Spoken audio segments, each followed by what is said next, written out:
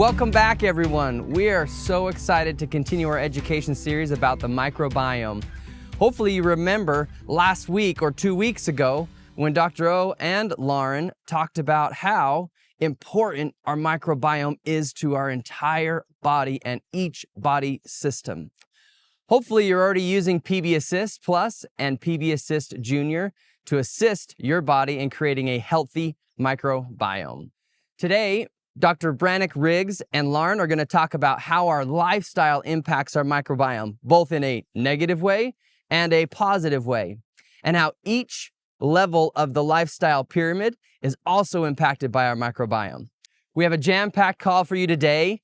We are really excited to share this with you. Over to you, Lauren. Thanks, Jared. And today I am here with our VP of Education, the one and only Dr. Riggs. Thank you. So are you ready to try to accomplish the impossible today and discuss the entire wellness pyramid and microbiome in 15 minutes or less? I'm actually excited about this, really discussing how small decisions that we make every day really has a large impact on our microbiome, either helping or sometimes giving us challenges on this. Absolutely. So how about we kick it off with nutrition and digestion?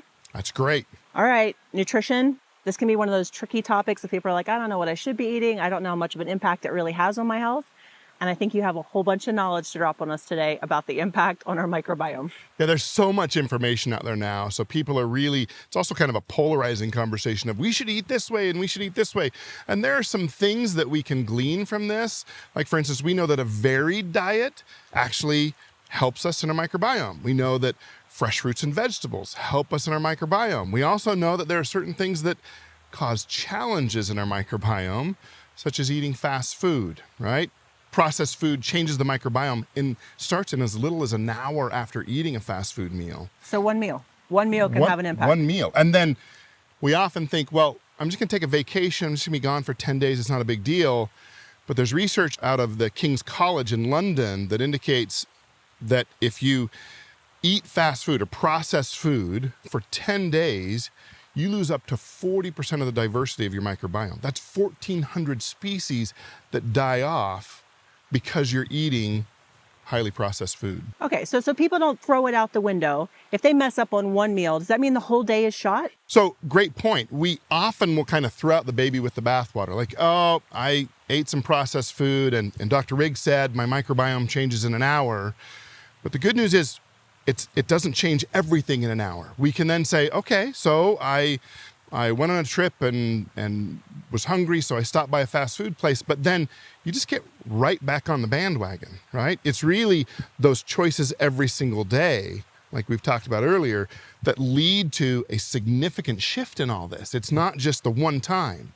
So every time we make a decision about the whole wellness pyramid, sleep, movement, nutrition, metabolism, exercise, all those things, really the accumulation is what really affects our microbiome. I love that. So we got to hear from Dr. O and he talked about the importance of diversity.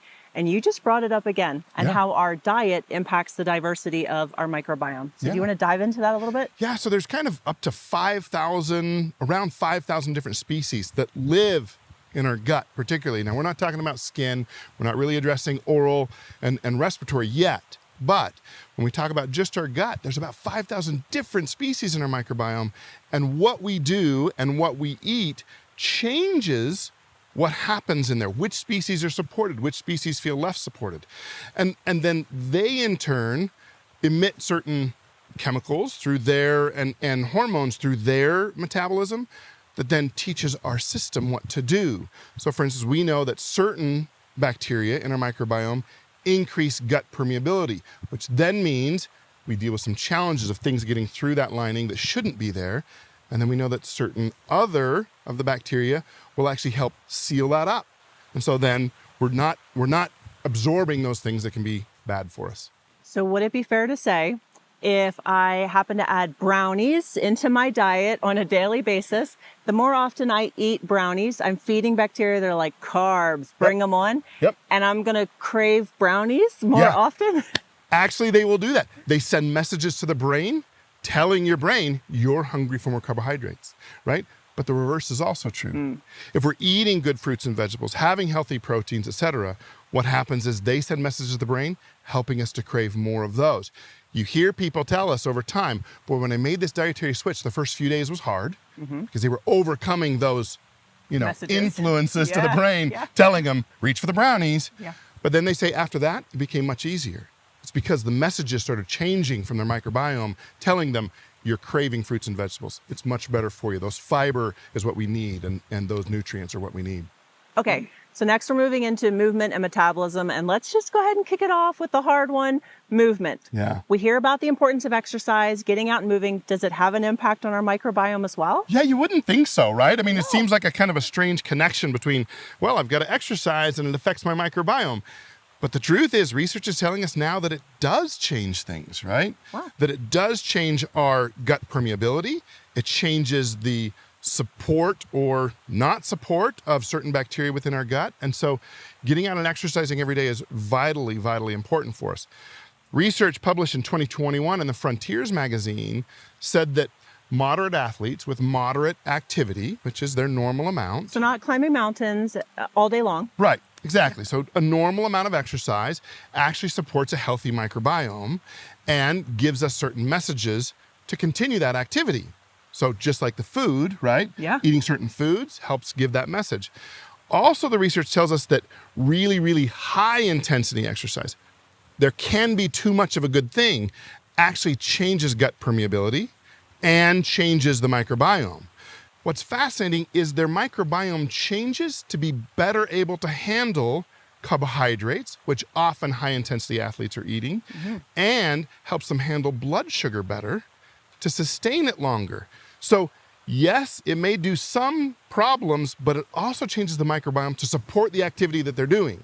So those that are marathon runners, those that are running those 100-mile races, which is amazing to me, actually change their microbiome by doing those things. So too much exercise could actually cause a stress response. So we'll go into to stress and rest in a minute. Yeah. But you're saying that also our body is adapting to the fuel sources necessary for survival. Yeah. Amazing, right?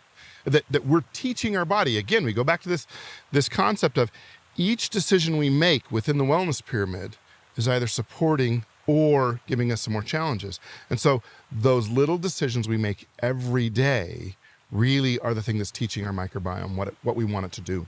Okay, so next is metabolism. And I'm sure pieces of this come in from both movement and from nutrition, right? Yeah, absolutely. So metabolism, we know that the microbiome supports metabolism. One of the interesting things that we found is that when we replace the microbiome with healthy microbiome in individuals, it actually changes their metabolism.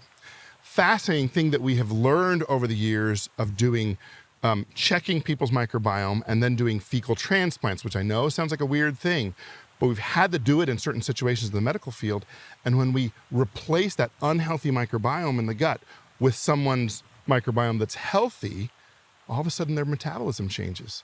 Amazing. So it affects us even at that level. I have had patients in the past that have weighed much more than they wanted to weigh, but were dealing with a certain issue that when we had to do the fecal transplant, they lost an immense amount of weight without changing anything in their lifestyle, just by changing their microbiome. Amazing. So cool. So last week we actually heard Dr. O drop the term invisible organ, except for I heard you expand on that, and I would love to hear more about that. So it's not just considered an invisible organ, it's now considered, because of the messages that it gives out to the rest of the body and the messages that it receives from us, it's really now considered an invisible endocrine organ. So think about things like thyroid, pancreas, adrenals, all of those things. Now we add microbiome to that list because it does affect our system as a whole. I love that. Okay, so that's a great segue to dive into rest and manage stress, because I think some of us have possibly heard of the gut-brain axis before. We have that link between our gut health and our mental health, but you're also talking about our lifestyle factors that impact and may cause an outside stress response. But then how's our body responding internally, and what's the impact on our microbiome? Yeah, it's a great question. So we know that cortisol, which is what we emit when we're under stress, right? That fight or flight response, we know that cortisol affects our microbiome dramatically. When we're stressed, so is our gut. right? So we don't get to avoid that stress response changing our gut. And the microbiome then changes based upon that stress response. And some of us are probably familiar with that. When we felt really stressed, we got that knot in our stomach. Right. We may feel a little bit nauseous. So Right. it's more than just a gut feeling. Yeah, it's true. And often we talk about it in this way because we say, oh, I just got a sick feeling in my gut. It's because we're under stress. Yeah. It isn't just a saying. It's a for real thing that's happening to us that we're experiencing in real time on that. So how about sleep? Does sleep have any impact on the microbiome? Oh, of course it does, because we've talked about every aspect of the wellness pyramid does. Yeah. So when it comes to sleep, we know that the diversity of microbiome that we have in our gut actually impacts efficiency of sleep, the quality of sleep that we get, and how long we're sleeping.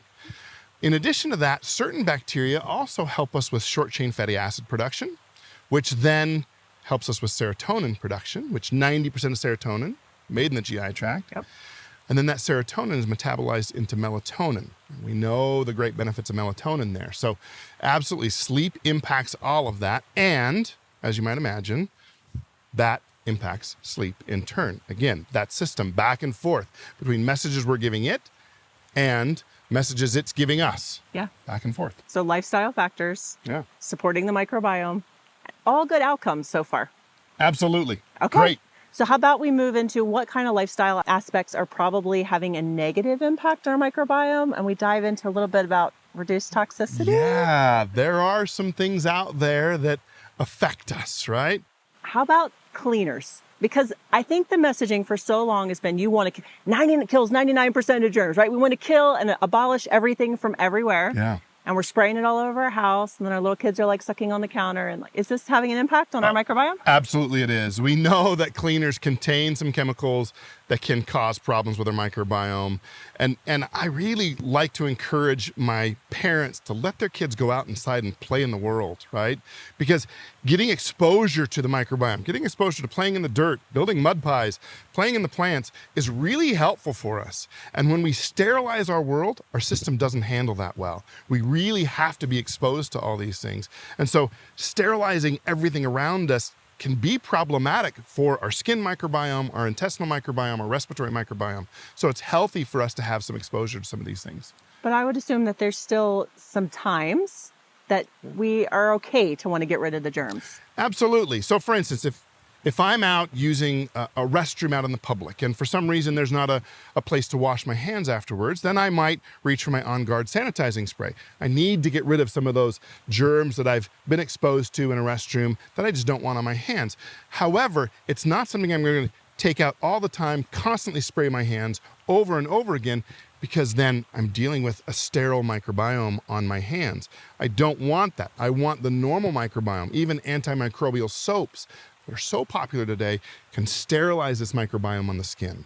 So making sure that we're just using regular soap and water to wash our hands as opposed to the sterilizing antimicrobial soaps or the sterilizing sprays constantly will actually help us have a normal microbiome on our skin, which I think is really, really good for us. And I know that Dr. O talked about this issue of alcohol mouthwashes sterilizing the microbiome of the mouth, and that is absolutely true. Now, beautifully, our On Guard mouthwash doesn't have alcohol in it. It's water-based, so it doesn't have that same effect on our oral microbiome as other mouthwashes out on the market will do. So points that really need to stick in. Yeah. Not all germs are bad. Correct. Diversity is key. Correct. And use the right tools at the right time Yeah. when appropriate. Okay, so last place we get to dive into, informed self-care. And really being engaged in the decisions of the products that we're using to be able to support our body based on what our needs are. And you have a phrase that I totally love. Yeah. Just because how's it go? Just because we make it doesn't mean you have to take it, right? We should be addressing certain things with the products that we have, but it doesn't mean we have to be taking everything all the time. I really have a foundational recommendation for the products that we should be taking kind of across the board. That's going to be LLV, this is adults, LLV, MetaPower Advantage, and then our probiotic product. Those three things are foundational, non-negotiable. Beyond that, then, It's really, what are the things in my lifestyle that I need to address? Oh, I've been running a whole lot and I'm really active, so therefore I'm going to add deep blue polyphenols or turmeric or copaiba or deep blue rub, or I'm dealing with some digestive concerns, so I'm going to reach for the DigestZen products and add to that. In my case, when I travel, I reach for Terrazyme. I don't take it every single day, but I do take it when I need it because I'm addressing certain concerns. So really selecting all of these things that we have, beautiful products, and saying, this is when I need this is when I need this. It's really that concept that I've been taught of, what are you hiring the product to do? What do I need to do in my system, and which product is going to affect that? Okay, so if you're trying to figure out what products do I need to incorporate into my lifestyle, into my daily routine, we have the Wellness Lifestyle Assessment. It's an easy way to kind of see where those gaps are. You have your wellness advocate you can turn to, right? We have our teams that we love to rely on, and they're teaching us all the time. And I believe we have something coming up really cool in the next 2 weeks. So next week, we're going to hear from Alex DeBell. He's going to talk to us about this kind of myth of colonization. And as I said, for me, a daily probiotic is a non-negotiable. It's every single day. And he'll talk about why that's important. He'll also talk about what is good to look for in a quality probiotic and why we at doTERRA have made the choices we have to create this product and how amazing it is. I'm actually so excited about this. This is going to be great. So not all probiotics are created equal. Oh, absolutely not. And it's been the challenge over the years. You know, in the 90s, the research on the probiotic world was really telling us you probably shouldn't be using it. But the challenge was it wasn't great quality of a product. Matter of fact, when you looked at some of them, when we look at colony forming units, there were 0 in some of those, which then would tell you, well, when you take this product, there is no benefit, so don't take a probiotic. Now the technology's gotten so much better, and we're so much better at creating products like this one that doTERRA has, that you're gonna see incredible amounts of benefits with taking something that we're producing. Sounds great. Can't wait to hear all of Alex's brilliance on our next call. Back to you, Jared. Thanks, Lauren and Dr. Riggs. I really appreciated learning about how my lifestyle impacts my microbiome on a daily basis and how I need to make conscious decisions every single day to use my PB Assist, my PB Assist Junior to keep my microbiome healthy. Now, we've got a great surprise for you. Those of you who have PB Assist Plus or PB Assist Junior on our LRP templates in August or September, we're going to upgrade you to the new surprise products that are coming at convention at no extra charge. Speaking of convention, make sure you get your tickets today. The education we're going to be sharing is beyond even what we're able to share here on these calls. So get them today. Join us next week as Alex DeBell shares with us his knowledge on how to select the best microbiome product. Remember, your microbiome is speaking. Join the conversation. See you next week.